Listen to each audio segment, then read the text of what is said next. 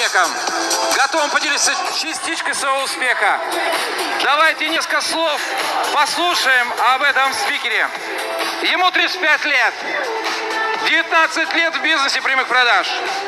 Стал советником президента своей компании в 2006 году. В 2007 году стал лауреатом премии «Золотое перо». В 2013 году премия «Прорыв года». 2015 год. Второй раз в жизни стал советником президента в 30 лет.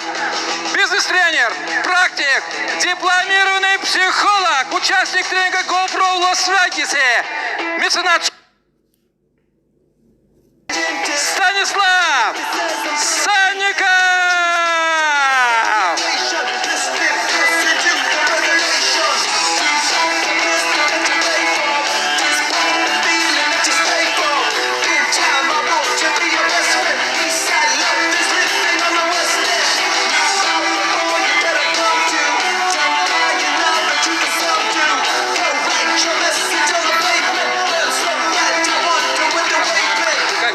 Отлично, отлично, друзья. Ну что ж, давайте мы с вами немножко поработаем, поговорим. Меня зовут Станислав Санников, и я хочу узнать...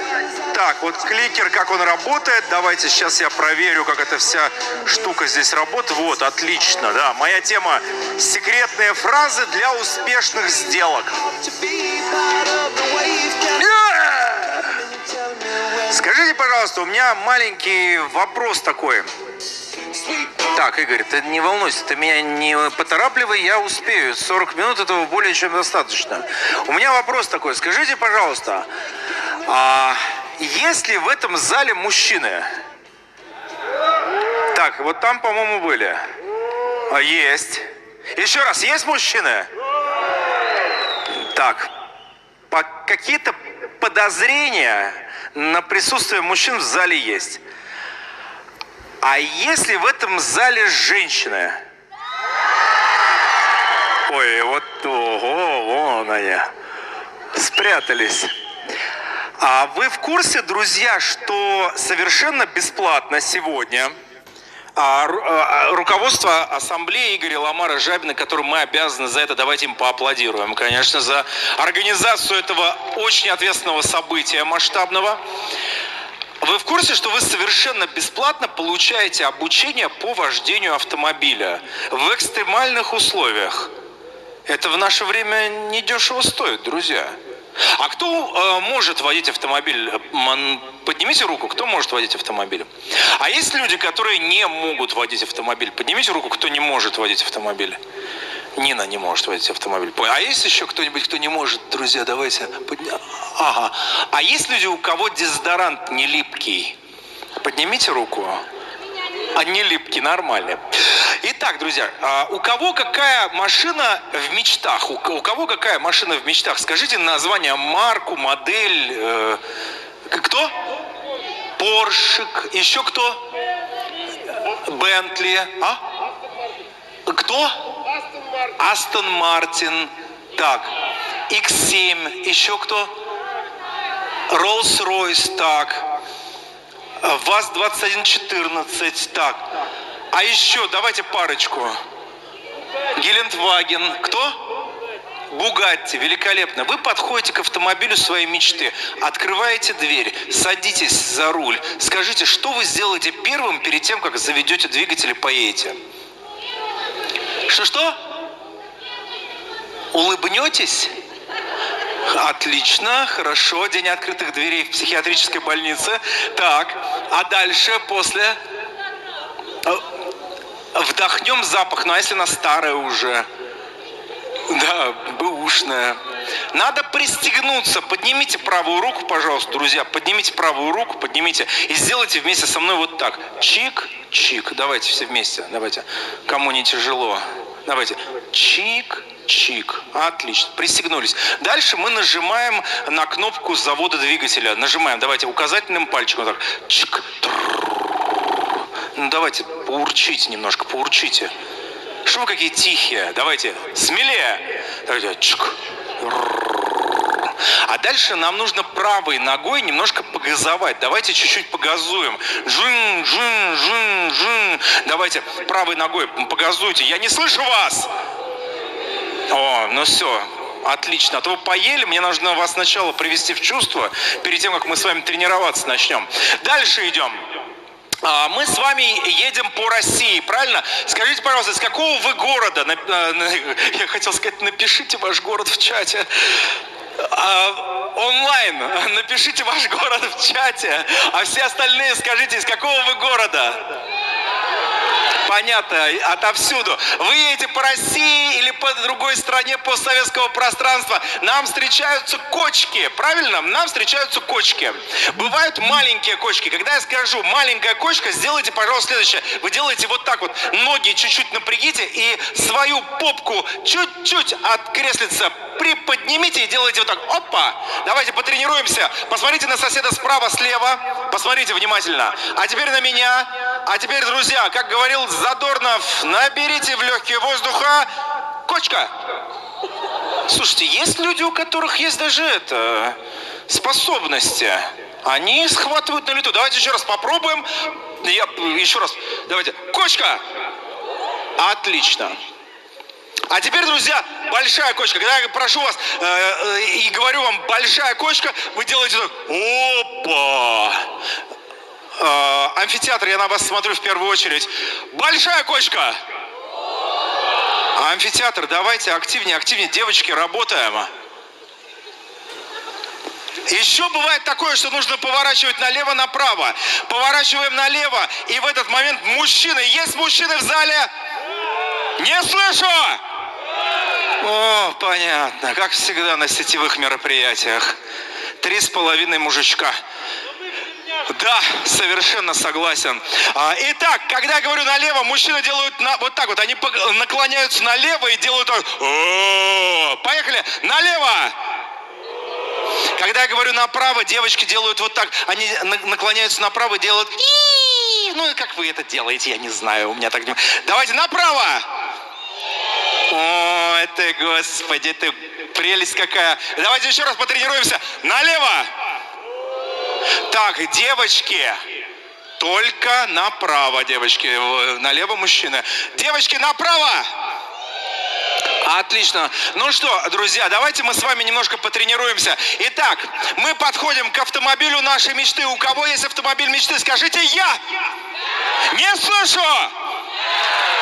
Ну так, есть позывы. Хорошо, вы подошли к этому автомобилю, открыли дверь, сели за руль. Что вы сделали первое? Поднимаем правую руку. Чик, чик. Итак, друзья, заводим автомобиль. Нажимаем на кнопку. Чик. Не слышу двигателя. У вас шумоизоляция в машине. Поехали, друзья. Кочка.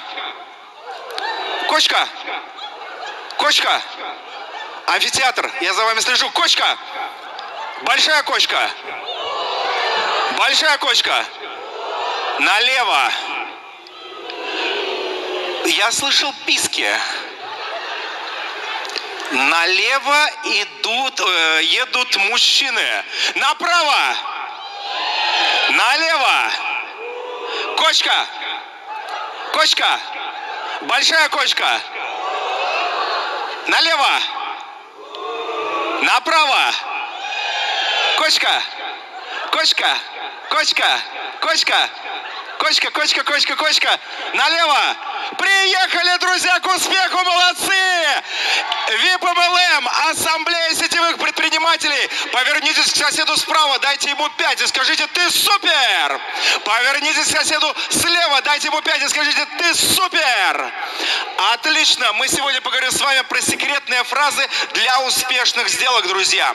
Я 19 лет занимаюсь рекрутингом на земле, в онлайне, в офлайне и во всяких разных местах, где я только не рекрутирую людей. На лавках, в подъездах, в автобусах, в маршрутках, в поездах, в самолетах, в интернете, вы не поверите. И весь процесс рекрутинга для меня это всего-навсего 6 пунктов.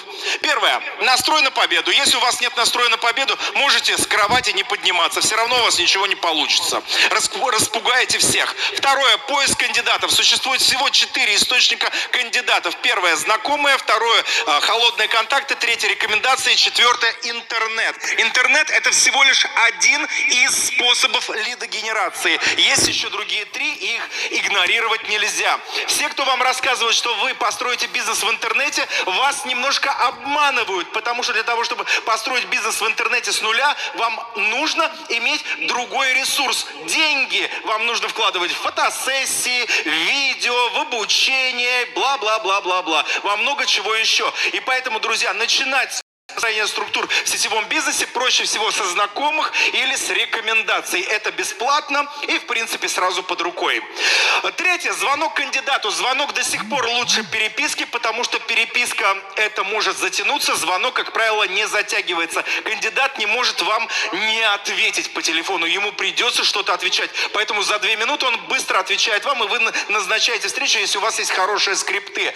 Четвертое. Проведение встреч. Вы проводите первую встречу, вы проводите вторую встречу. Вы закрываете сделку. Классическая двухступенчатая система. Это то, чему меня учили 19 лет назад. И то, что великолепно работает и сегодня. И в Zoom, и в WhatsApp, и в Телеграме, и везде. Пятое. Заключение контракта, отработка возражений. У вашего кандидата должны быть возражения, а вы должны их отработать для того, чтобы его, ну скажем, спокойствие души было под вашим контролем. И, наконец, шестое. Правильный старт и спонсирование. Вот так я рекрутирую последние 19 лет. Интернет – это просто технология. Технологии внезапно смертные. Рекрутинг – это навык. Скажите, пожалуйста, кто зарабатывает больше денег? Уборщица или киллер? Откуда вы знаете? Вот мне так нравится. Я прихожу на сетевые тусовки, спрашиваю, кто зарабатывает больше денег? Уборщица или киллер? Киллер! Откуда ты знаешь? А? Недавно заказывал. Понял. Почему киллер зарабатывает больше денег, чем уборщица? Что?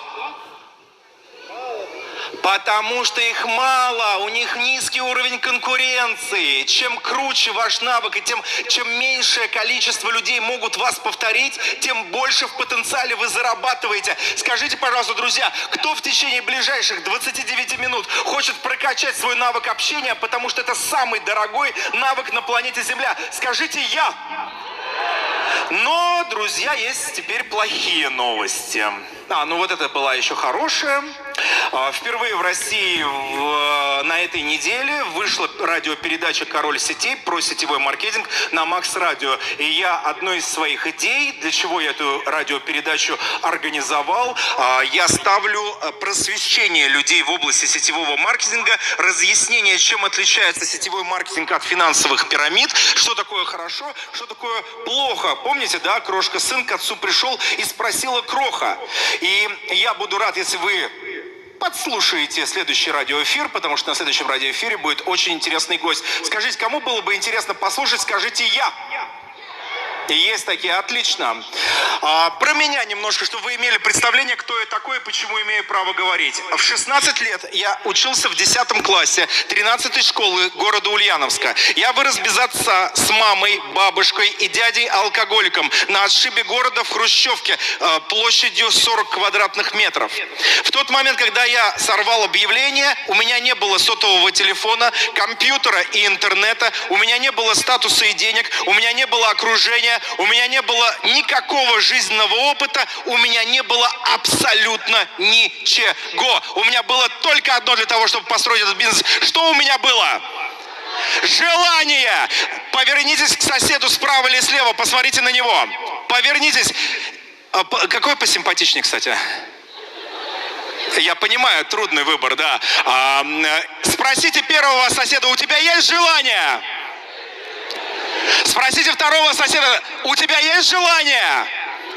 Уточните это у них, потому что если у вас нет понимания и нет четко принятого решения, тогда нечего заниматься этим бизнесом, идите устройтесь на работу. Уборщицей или киллером, да, хорошая идея.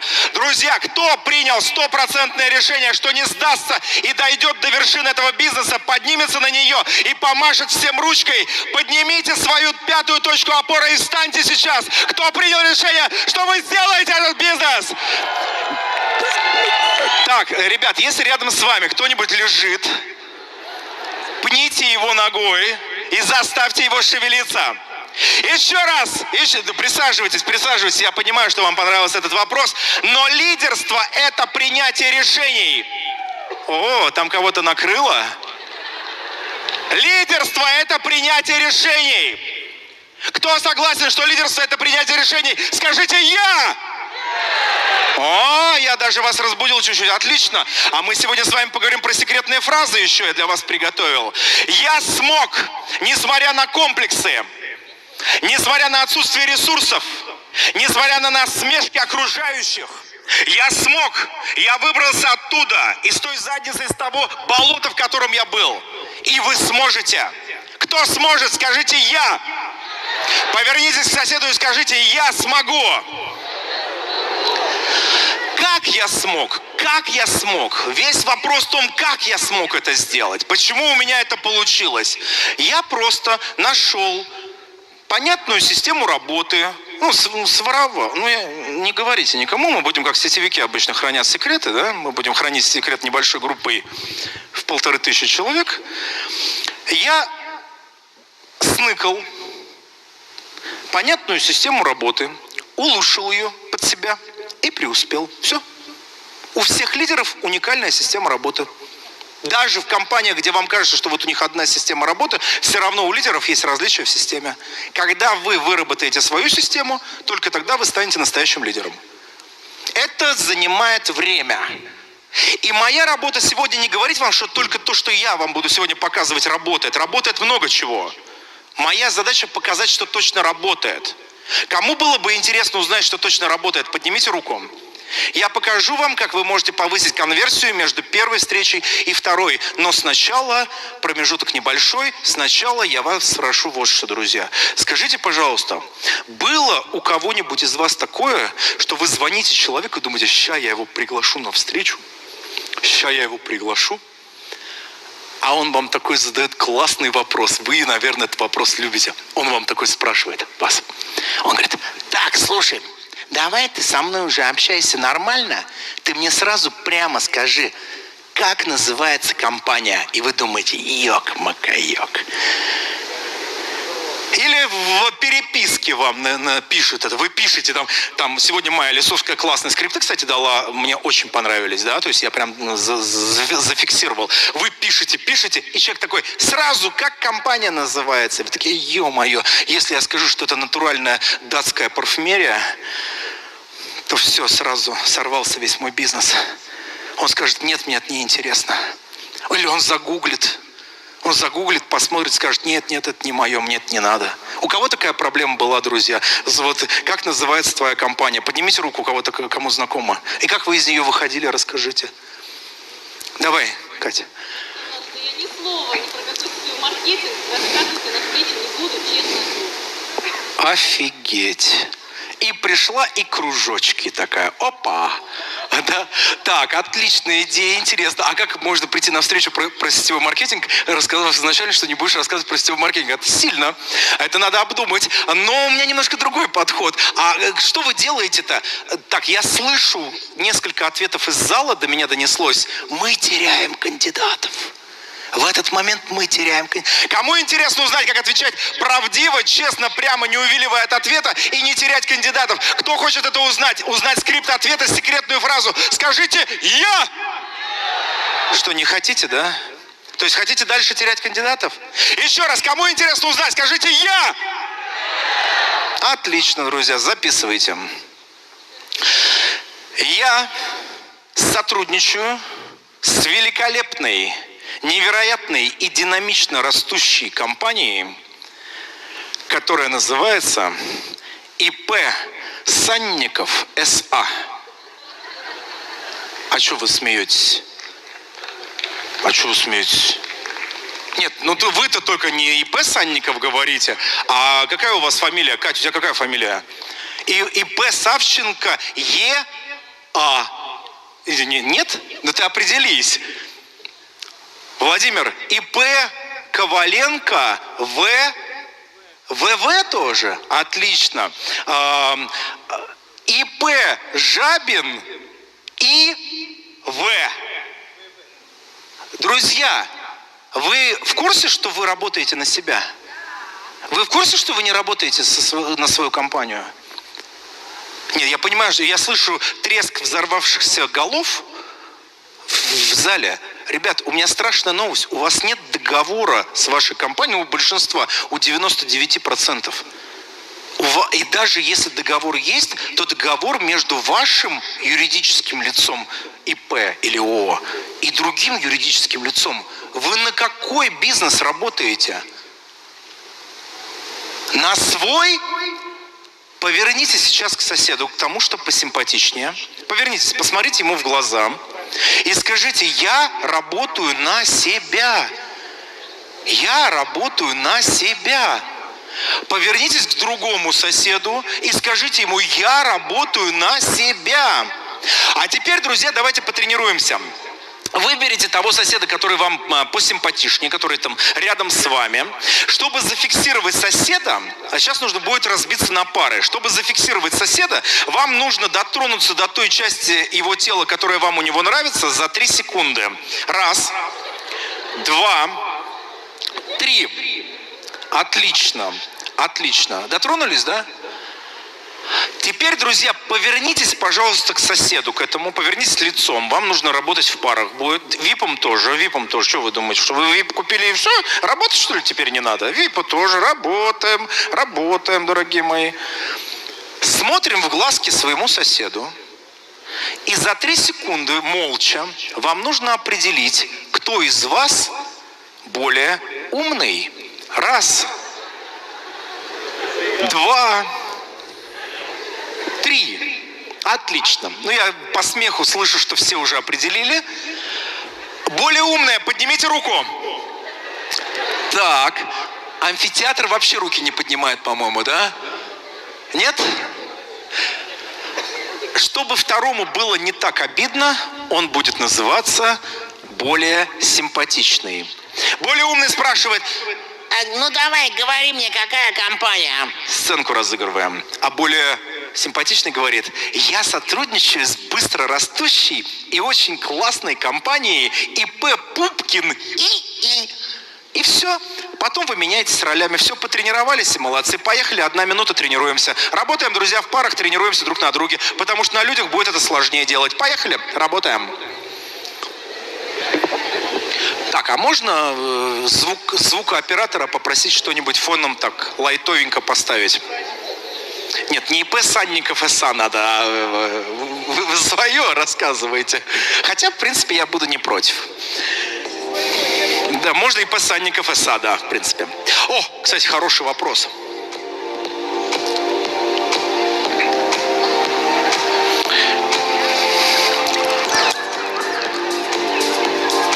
Отлично. Я так слышу, что у вас получилось. Поднимаете вот так вот правую руку, друзья, у кого дезодорант не липкий. Поворачиваетесь к соседу, даете ему 5 и говорите: ты можешь больше.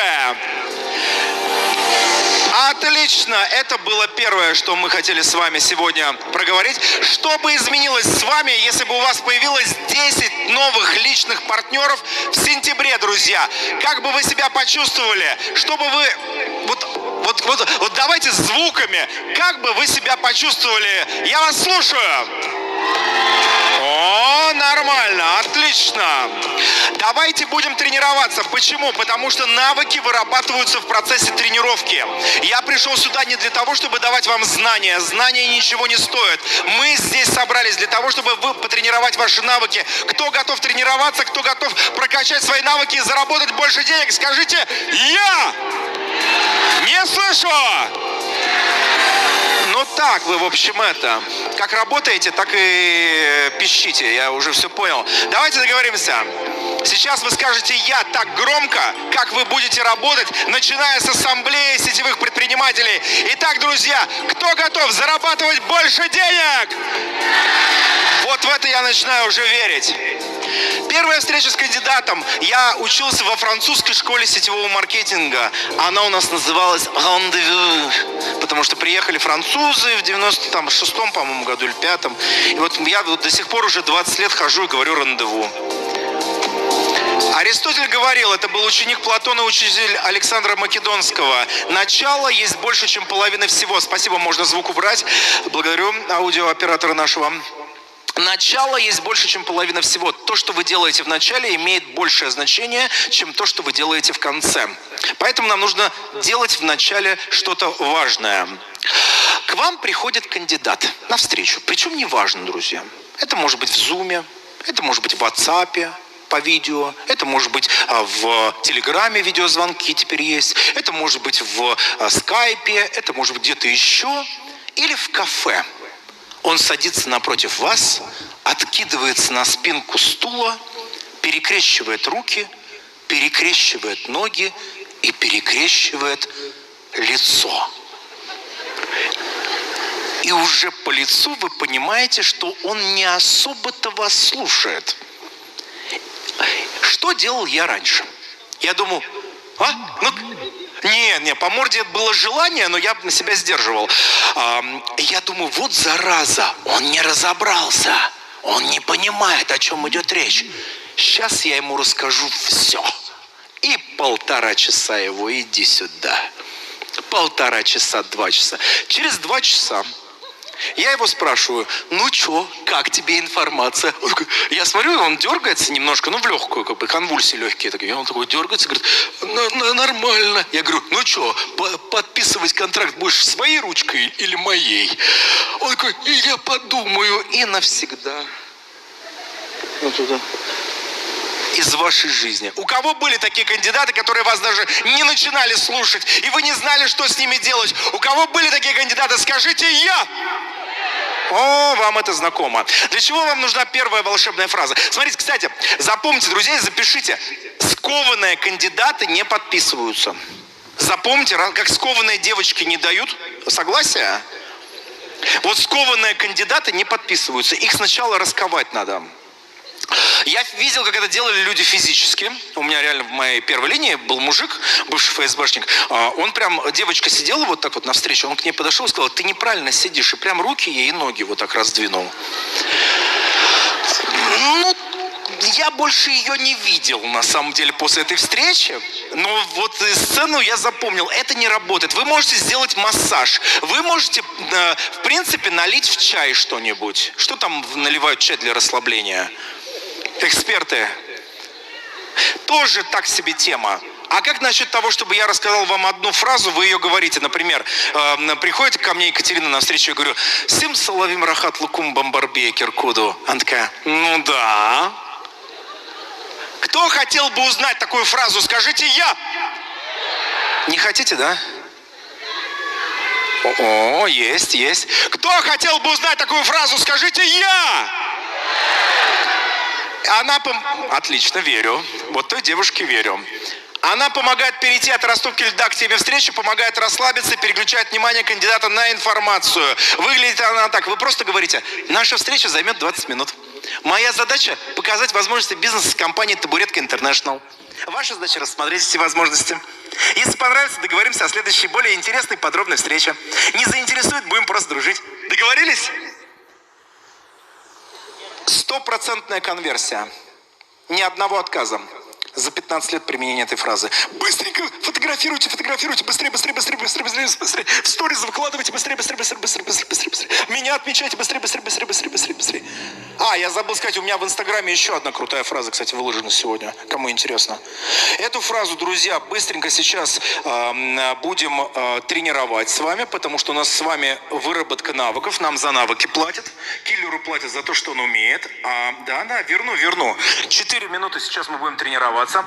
Находим своего более симпатичного или своего более умного, поворачиваем к нему свой улыбальник. Улыбальник, знаете почему? Потому что улыбка. Надеваем сетевую улыбку, не совсем адекватную, потому что нам за нее платят деньги. И тренируемся. 4 минуты пошли, фоновая музычка, тренируемся друг на друге, потому что на кандидатах это будет сложнее. Лучше это сделаем сейчас. Поехали, друзья, вырабатываем навыки, чтобы зарабатывать больше денег. Работаем, тренируемся.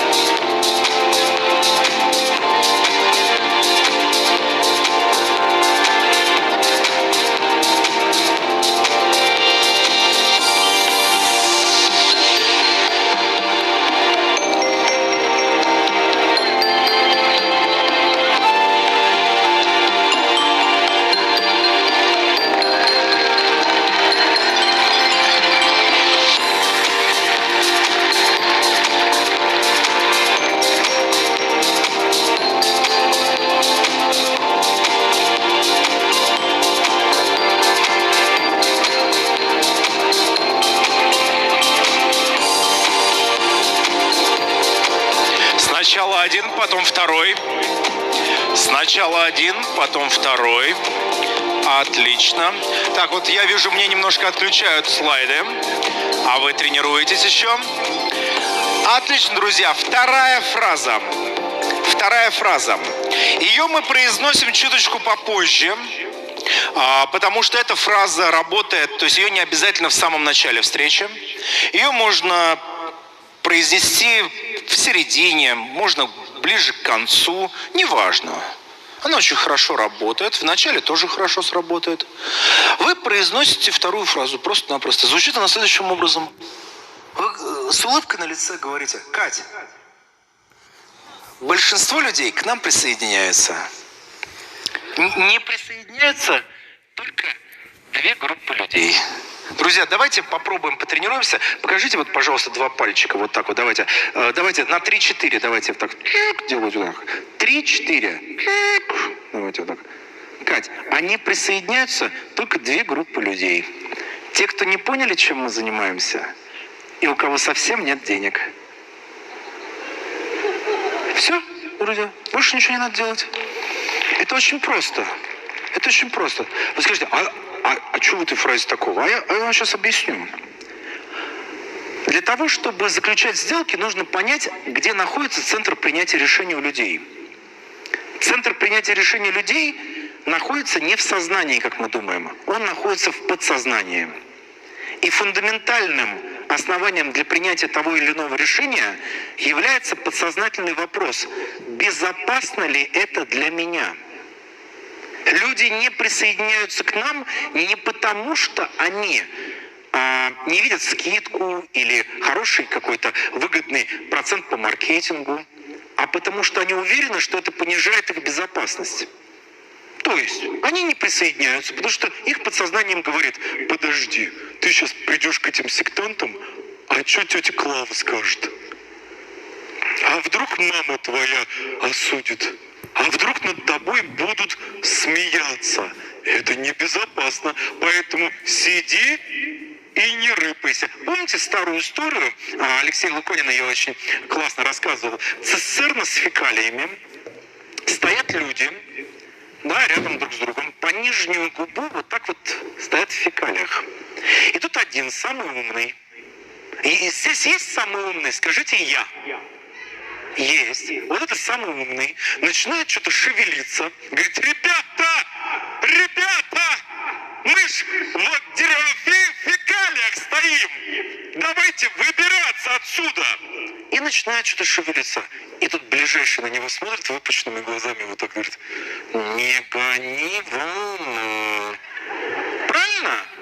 И все. И подсознание вот этого самого умного говорит: подожди, ты сейчас испортишь отношения с окружающими, поэтому сиди, не рыпайся, лучше ты меньше будешь зарабатывать, зато стабильно, безопасно, надежно и знакомо. И из-за этого не присоединяется. Нам нужно обыграть его подсознание. Нам нужно поработать с его подсознанием более эффективно. И нам нужно просто сказать одну простую фразу ему: большинство людей к нам присоединяется. Он говорит: они присоединяются только 2 группы людей. Те, кто не поняли, чем мы занимаемся, и у кого совсем нет денег. Все. Улыбка, покерфейс, и смотрите внимательно на него глазками. И смотрите на реакцию. Друзья, вы увидите следующее. Вот так вот примерно это будет выглядеть. Сейчас, друзья, мы с вами тренируемся, потому что мы вырабатываем навыки, поворачиваемся к своему напарнику и по очереди, сначала умный, потом симпатичный, произносим эту фразу для того, чтобы выработать навык и пропустить ее через себя, друзья, чтобы она стала более родственной вам. Поехали, друзья, 1,5 минуты, работаем, тренируемся. Про 2 пальчика не забывайте, я буду следить.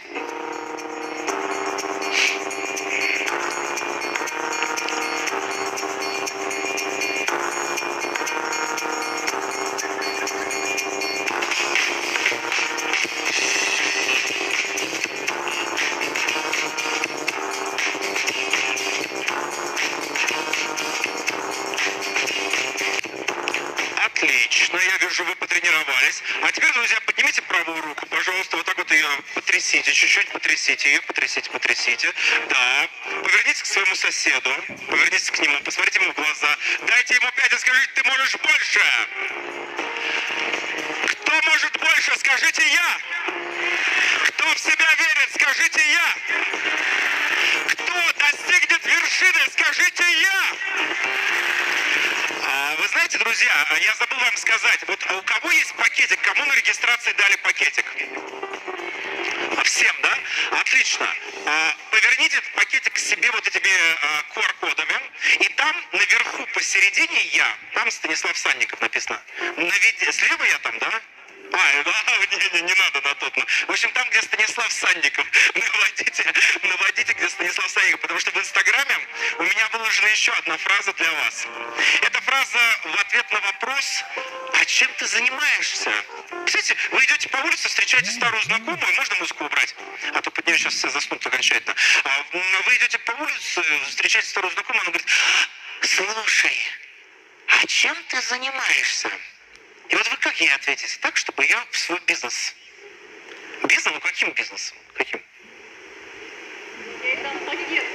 Пакет с QR-кодом, да? Понимаете, в чем беда, друзья? Сетевики — прекрасный народ, который я обожаю. Только они не умеют отвечать на вопрос, чем они занимаются, чтобы потом подписывать людей. Кого когда-нибудь спрашивали, чем ты занимаешься? Поднимите руку. Кого когда-нибудь спрашивали? День через день, особенно в интернете. А как вы отвечаете? Как в анекдоте, да? Так вот, дорогие друзья, вы сейчас наводите на QR-код, заходите в Инстаграм, последний пост у меня на моей странице, вы видите просто, как отвечать на эту фразу так, чтобы подписывать этих людей на следующий день себе в бизнес. Это просто мой подарок вам, это совершенно бесплатно, можете даже не подписываться, там ничего больше интересного для вас нет. Ни в коем случае, только один пост, лайк поставьте, сохраните, и все, и забудьте про меня, как про страшный сон. Вот.